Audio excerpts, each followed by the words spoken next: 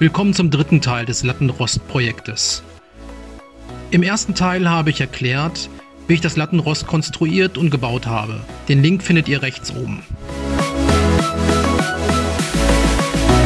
Im zweiten Teil könnt ihr den Einbau der Carbest Rolltür nachvollziehen.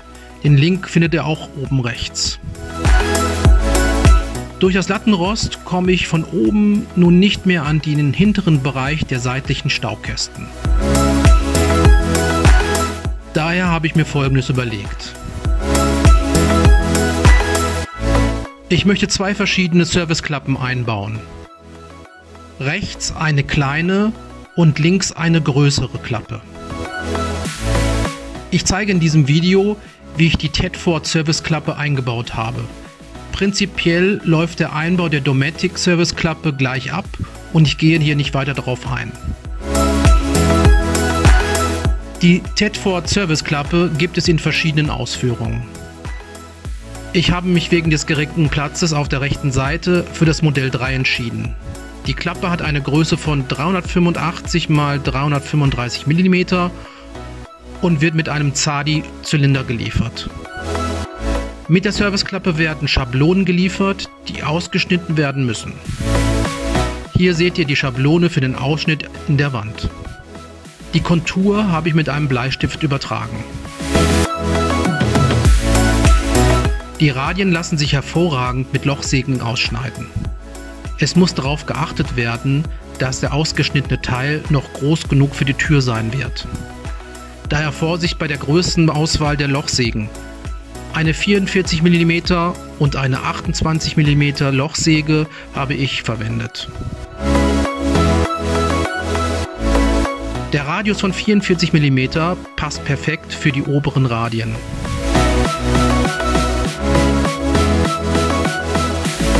Die unteren Radien habe ich mit einer 28 mm Lochsäge bearbeitet.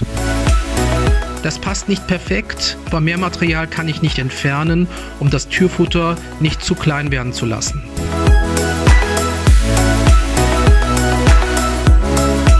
Für den Ausschnitt nutze ich eine Flex mit einer sehr dünnen Scheibe.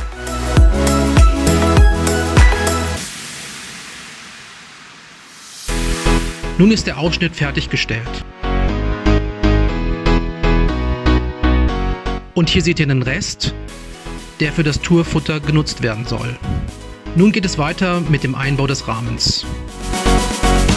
Der Rahmen besteht aus einem äußeren Teil und einem inneren Rahmen.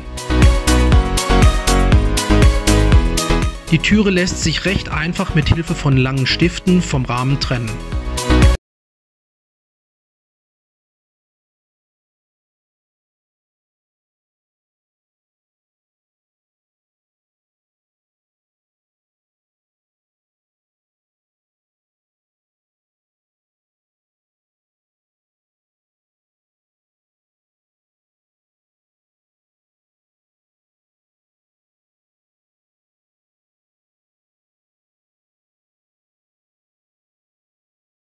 Als Dichtmaterial bietet sich die Decalin Dichtmasse an.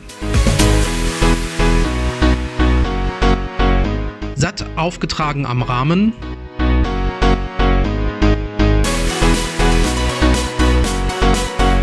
drückt sich die überschüssige Masse an den Seiten heraus. Keine Angst, der Überschuss lässt sich nach kurzer Ablüftzeit sehr einfach durch Abtupfen entfernen. Der innere Rahmen wird mit der Wand verschraubt.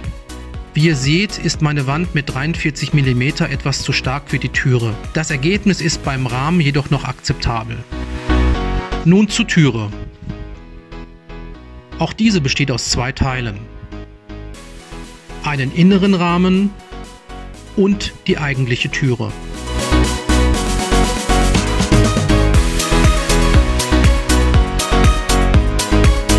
Nun muss das Futter der Türe zurechtgesägt werden.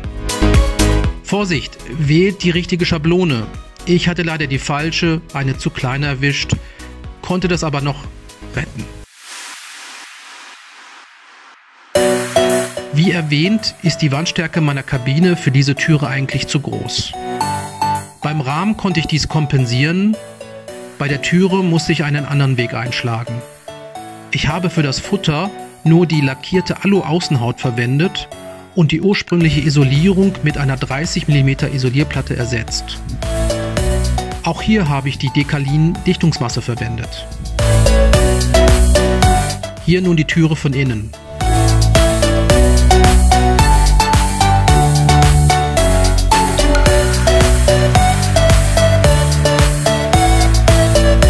Für die Befestigung des Türinnenrahmens liegen Klammern bei, die auf den Innenrahmen gesteckt werden.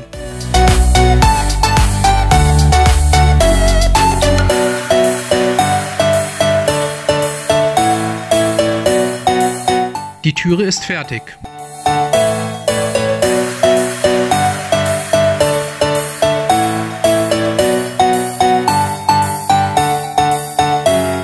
Die Türe lässt sich sehr einfach wieder mit den langen Stiften mit dem Rahmen verbinden.